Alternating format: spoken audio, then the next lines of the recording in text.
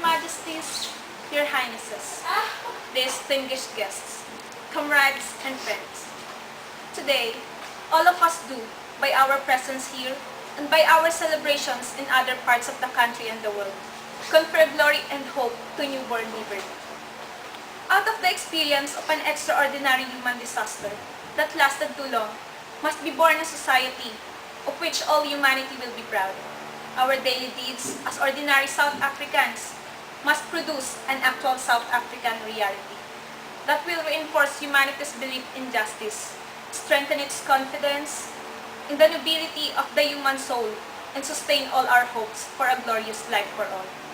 All this we owe both to ourselves and to the people of the world who are so well represented here today.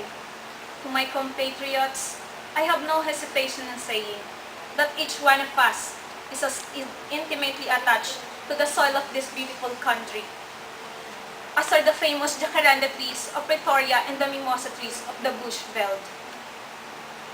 Each time one of us touches the soil of this land, we feel a sense of personal renewal. The national mood changes as the seasons change. We are moved by a sense of joy and exhilaration when the grass turns green and the flowers bloom. That spiritual and physical oneness we all share with this common homeland explain the depth of the pain we all carried in our hearts as we saw our country tear itself apart in a terrible conflict, and as we saw it spurned, outlawed, and isolated by the people of the world, precisely because it has become the universal base of the pernicious ideology and practice of racism and racial oppression. We, the people of South Africa, feel fulfilled that humanity has taken us back into its bosom. That we, who were outlaws not so long ago, have today been given the rare privilege to be host to the nations of the world on our soil. We thank all our distinguished international guests for having come to take possession with the people of our country of what is, after all, a common victory for justice, for peace, for human dignity. We trust that you will continue to stand by us as we tackle the challenges of building peace, prosperity, non-sexism, non-racialism, and democracy. We deeply appreciate the role that the masses of our people in their political mass, democratic, religious, women, youth, business, traditional, and other leaders have played to bring out this conclusion. Not least among them is my second Deputy President, the Honorable F. W. D. Clerk. We would also like to pay tribute to our security forces in all their ranks. For the elections, for the transition to democracy from bloodthirsty forces which still refuse to see the light. The time for the healing of the wounds has come. The moment to bridge the chasms that divide us has come. The time to build is upon us. We have, at last, achieved our political emancipation. I'd also like to pay tribute to our security forces in all their ranks for the distinguished role they have played in securing our first democratic elections and the transition to democracy from bloodthirsty forces which still refuse to see the light. The time for the healing of the wounds has come. The moment to bridge the chasms that divide us has come. The time to build is upon us.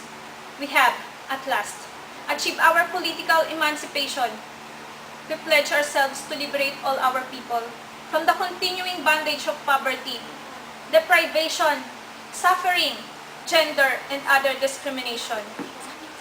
We succeeded to take our last step to freedom and conditions of relative peace.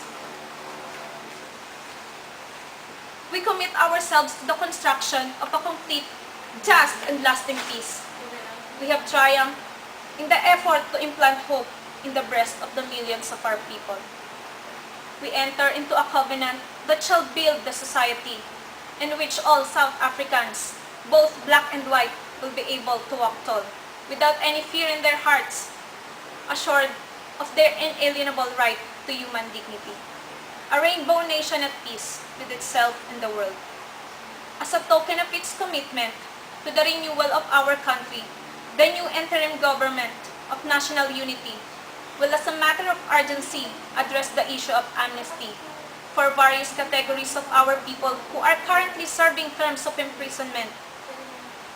We dedicate this day to our heroes and heroines in this country and the rest of the world, who sacrificed in many ways and surrendered their lives so that we could be free. Their dreams have become reality. Freedom is their reward.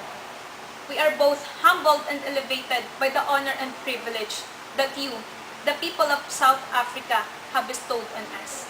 As the first president of a united, democratic, non-racial, and non-sexist South Africa, to lead our country out of the valley of darkness, we understand that there is no easy way to freedom. We know it well, that no one of us acting alone can achieve success.